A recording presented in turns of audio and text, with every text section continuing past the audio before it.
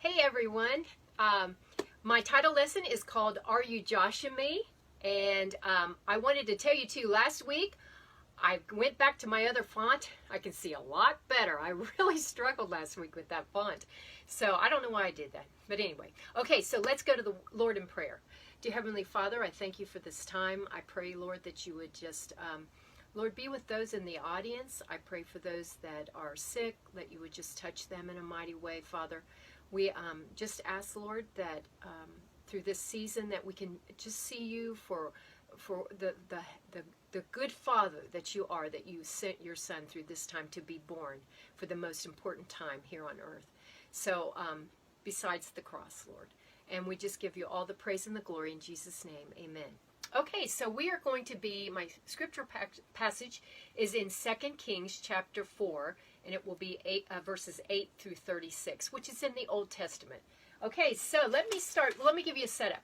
A while back I taught on Elijah, E-L-I-J-A-H. He was a prophet who had been mentoring and grooming a young man named Elisha, E-L-I-S-H-A. In God's perfect timing, he took Elijah in a whirlwind to heaven. He didn't die. He took him in a chariot to heaven. And God gave Elijah the mantle to Elisha, the man he was grooming. The story that we're picking up comes right after Elisha performs a miracle. He multiplied some oil, through God. God multiplied the oil, but through this prophet, helped out a down-and-out widow woman. So anyway, let me start with verses 8 through 10. Now it happened one day that Elijah went to Shunem, where there was a notable woman, and she persuaded him to eat some food. So it was, as often as he passed by, he would turn in there to eat some food. And she said to her husband, "Look now, I know that this is a holy man of God who passes by us regularly. Please let us make a small upper room on the wall, and let us put a bed for him there, and a table and a chair and a lampstand. So it will be whenever he comes to us, he can turn in there." Isn't it interesting that this verse doesn't say a notable, influential man, but it says an influential rich woman? Okay, kind of a rich woman. The Bible doesn't give any information on her background of how she attained her influence and money, maybe together, but it does note her as the person. Remember, ladies, we do still have roles in God's kingdom, but we must always be led by the Holy Spirit. The Bible doesn't give any information on her background, like I said, but we know that she was known in the community as well. Each time that Elijah would pass by the house, she would invite him to come in, and he would stop to eat. This woman asks and presents her case to her husband. First and foremost, she points out to him, this Elijah, now I'm telling you, he's a holy man. And she gets him to agree to set up a room in the house whenever he passes by, and he passed by regularly. I feel like her husband maybe was kind of a little wimpy. He kind of listened to what she had to say. She might have a very strong personality. Who knows? We'll find out she has strong faith. Do you think she had a motive behind that? With us living in today's times, you know, sometimes we meet people or we try to help them or something, and they think, "What's your angle?" I've actually had that happen to me. "What's your angle?" And I'm thinking, I just want to help someone out. What is your problem? You know. But anyway, or did she simply recognize a need for shelter for this man of God and just wanted to meet it? Or better yet, God wanted to see his prophet, that he wanted to see him being taken care of. He was providing for him through this woman and husband. What kind of woman could you say that she was just from these few verses? She apparently was considered, like I said, an important person in the community. She saw a need and wanted to meet it, which implies that she had a kind and gracious heart, a kind spirit about her. She could have thought, I'm a woman of means. I don't need to do anything for anybody. Perhaps, though, she was curious, or maybe he had something that she needed, or she saw something in him that she needed in her life. She didn't, because people, when you run into Jesus, you're a changed person, I'm telling you. She didn't seem prideful, but she just wanted to help. What about you? Do you see people's needs and then act upon it? You know, grant you can't help every person that you come across that is down and out in your life path. But sometimes you can fill their needs and you can help out. But your ears and your eyes, okay? Ears and your eyes need to be open, okay, so that you can hear the promptings and the nudgings. And then do you act upon them when you hear this? Just don't slough off. You need to have your antenna up so you can hear God's. You need to be in the Word. You need to be close to Him in prayer so that you can hear the nudgings and that and just not slough it off, like I said.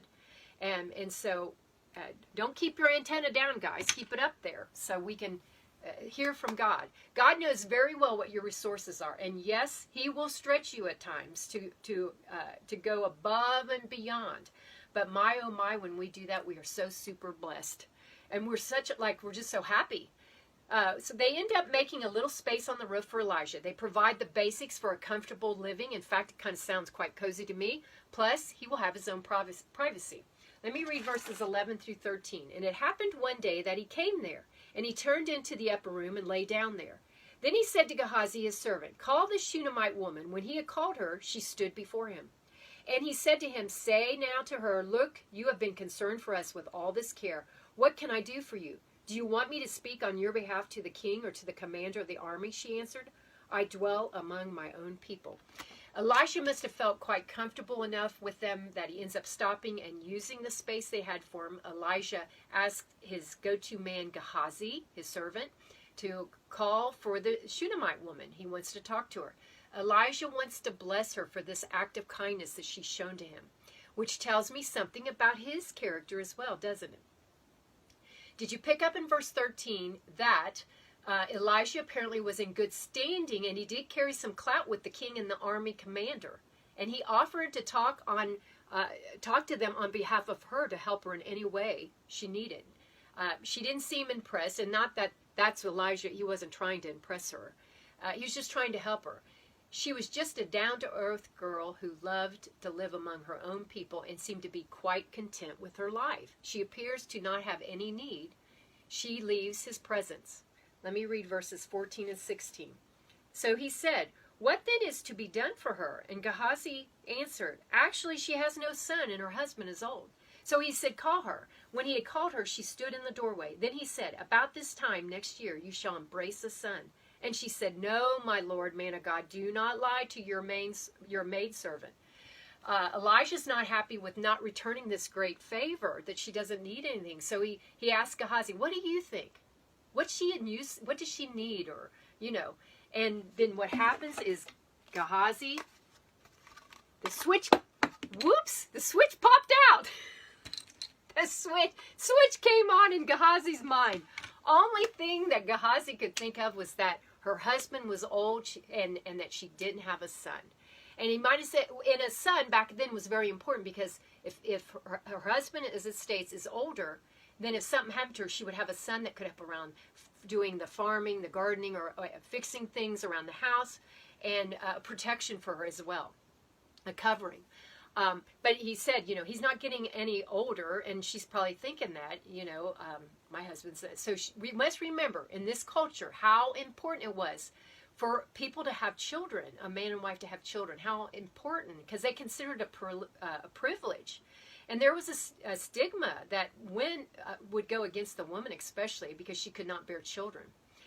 Children were deeply loved and needed by their Jewish parents, very much so. Anyway, Elijah asked for Gehazi to summon her once more. And boy, is she in for some great news. Her response is not one that you would think. Could it be that she knew she was married to an older man that was incapable of fathering a child?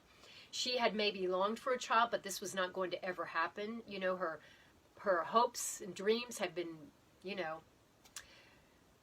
squashed, basically. Put it out of her mind as a sort of self-preservation. And we do that at times, don't we? There's just no conceivable way this is going to happen. Therefore, don't even josh with me. Elijah, don't even josh with me. And what's he tell her? You're going to have a child in 1 year from that date. So let's read verse 17. That's pretty cool. But the woman conceived, and in spite of what she said, and bore a son when the appointed time had come, of which Elijah had told her. So the answer, even though she didn't believe it could happen, okay, but it did happen through God's instrument, Elijah. It did fulfill the prophetic word that he gave to her. It came to pass. exactly as Elijah said it would, verbatim. Does that tell you something about God's character? He loves us and wants us to see us. He wants to see us happy. What do you think? At times in our lives, even though we have no faith and think there's no possible way, God still will bypass that at times and still love us anyway for our lack of faith. Even though we have that lack of faith, He still, bottom line, loves us. And He can fulfill some of our wildest dreams. Verse 18. Not real wild, but you know what I'm saying. Okay, and the child grew. Now it happened one day that he went out to his father to the reapers. So he goes out. And what do you think of when you hear the reapers? I'm like, it sounds grim reapers. I think of, evil, etc. And that would be just that, because that's what the devil was trying to do. Take her son from her. Because why? She was blessing the prophet. And perhaps her child could have been greatly used by God. And Satan wouldn't want that. I'll tell you what, I sure think at times that we walk through amongst evil sometimes. You can feel it. It's like when you've seen someone arguing in a room, it's like you can cut the air when you go into that room. I'm telling you, it's thick. It's very thick in there. So, anyway, we need to equip ourselves for battle. We need to use our spiritual warfare, like reading or quoting Psalms 91 like I have up there on the wall, or other spiritual warfare verses. It's not time to let your defenses down. That's for sure. Hold on to your faith through these trials. Verse 19. And he said to his father, my head, my head. So he said to the servant, carry him to his mother. When he had taken him and brought him to the mother, he sat on her knee till noon and then died.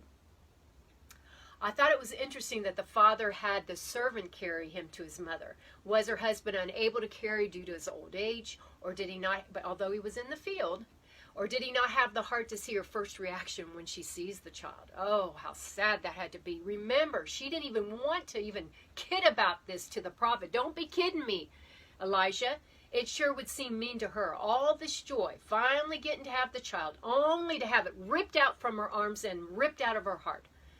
And we're not really sure how old this child is. He was able to sit on her lap, but even an 8 to 10-year-old, I've asked my my go-to expert woman that knows, really is a Bible teacher, and she didn't find anything. It doesn't really, and when I looked, I couldn't find any of what age.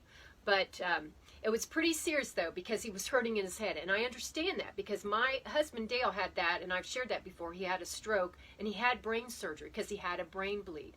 So this and that, and he needed immediate surgery. So when this kid is saying, my head, it's serious.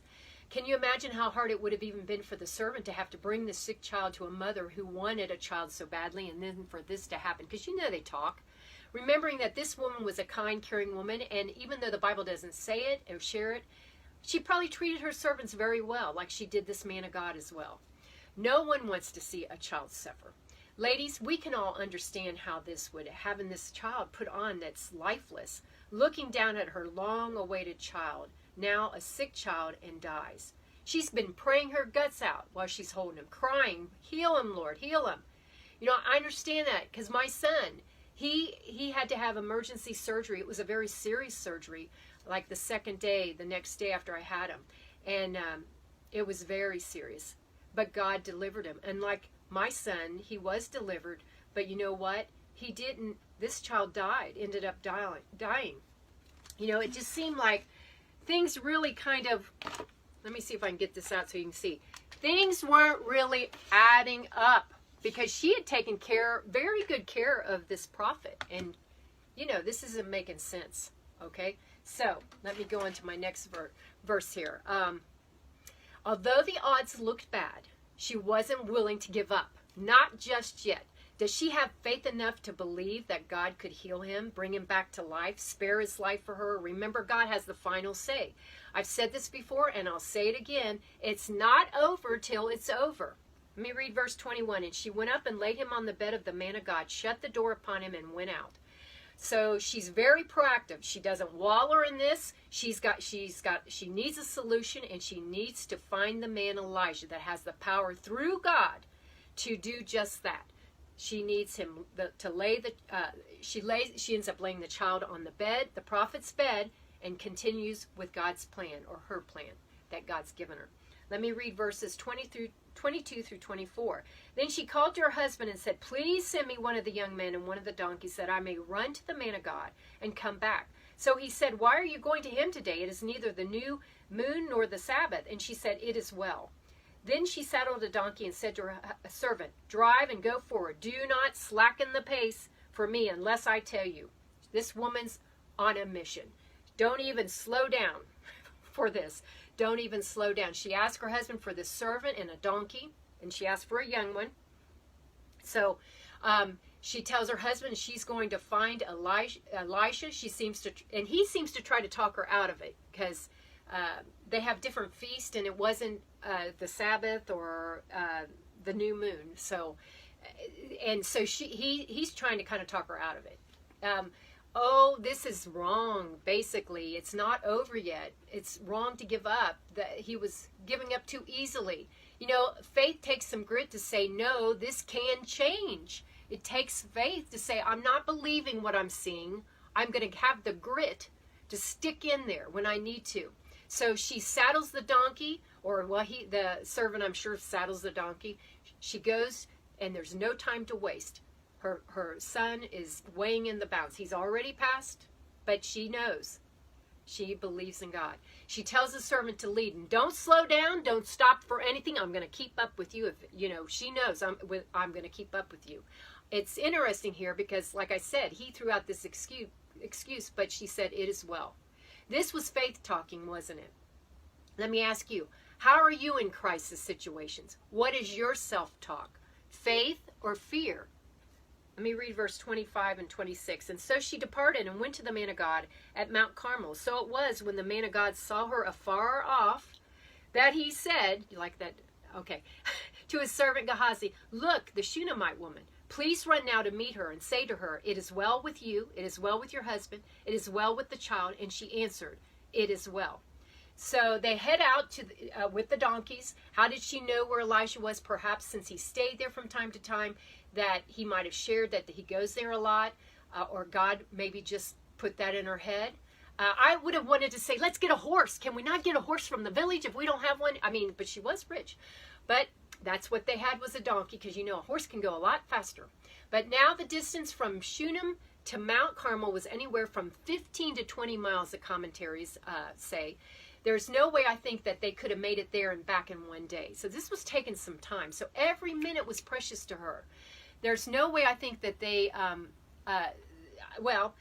like I said, to make it there. The Bible doesn't state how long it would take her. You can bet, though, she's doing a lot of praying and seeking the Lord for healing for her son in the meantime. She's got a lot of time to think. She finds Elijah, and that is an object lesson for us as well. When we are at our lowest point, we can find Jesus if we go seeking and hunting and asking for him. He is always there. All we have to do is say, help Jesus. That's all it would take. He's always there to help us at what? He's always there to point. He's always there to help us at our point of need. He never leaves us nor forsakes us. Elijah sees her, and he has to think, what's wrong with this picture? What could she be doing here? Again, and Elisha, out of caring for this woman and her family, he has Gehazi ask all these questions to her, and she's like, I don't have time for this. Let me get to the man. Again, her response in verse 26 is well. It is well. She is a faith woman. Don't you just love that about her? Each time that she says that, she is building her faith. Brick. Sometimes that happens. Brick by brick, the one that fell on.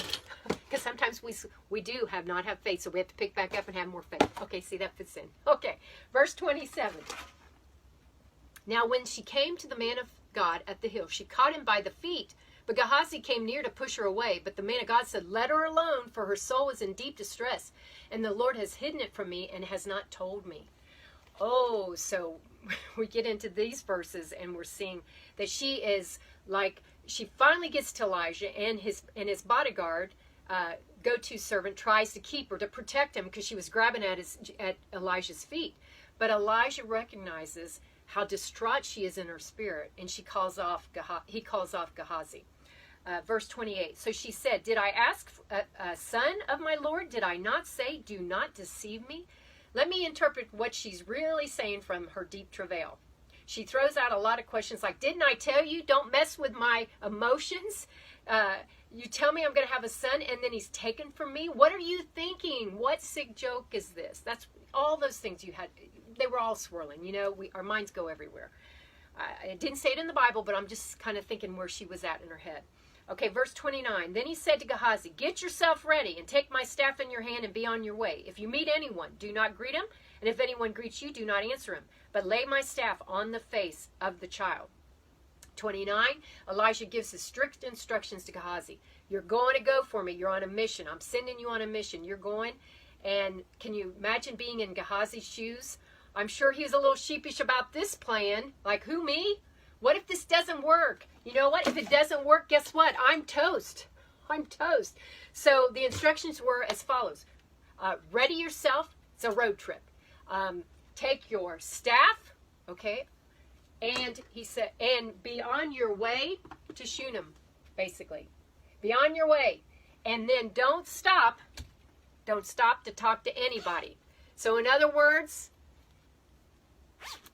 zip your lip. You're not to talk to anybody, period. And let me read verse 30. And it says, let me see where I'm at. And the mother of the child said, as the Lord lives and as your soul lives, I will not leave you. So he arose and followed her.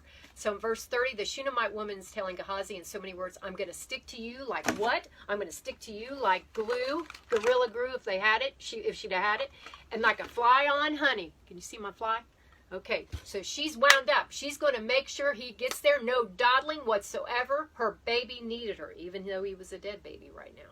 So off they go. How deep was her faith going to be? Was God trying to deepen her it even more? Because I know what I would be thinking. Elisha, aren't you going? Aren't you going to be there? What a mother won't do for her child, even a dead one. Thus far, her faith she must have had thus far, her whole experience that we've seen thus far, full of faith. And I'm saying faith a lot because that's so important. Can you imagine how disappointed, though? Let me read verse 31. Now Gehazi went on ahead of them and laid the staff on the face of the child. But there was neither voice nor hearing. Therefore he went back to meet him, and he told him, saying, the child has not awakened. So can you imagine how disappointed that she was when it didn't work? Well, right about then I would have been thinking, okay, you mean to tell me after all this kindness, and Elijah, that's the best you can do is send your servant? But I believe God's trying to build her faith up. He is trying to stretch it even more than she's got. Because it's not time for her to throw in the towel. It's not time for you and I to throw in the towel at times. And I've even got one that's labeled. And it says, go ahead and use this towel to throw in the towel. So, she's not ready to do that, though. Thank heavens. So, what happens? Gehazi races back to Elijah. It's not working. He didn't wake up. Gehazi was probably thinking, I knew it wouldn't. I could have told you that. But, let me read 32 through 34. When Elijah came into the house, there was a child lying dead on his bed.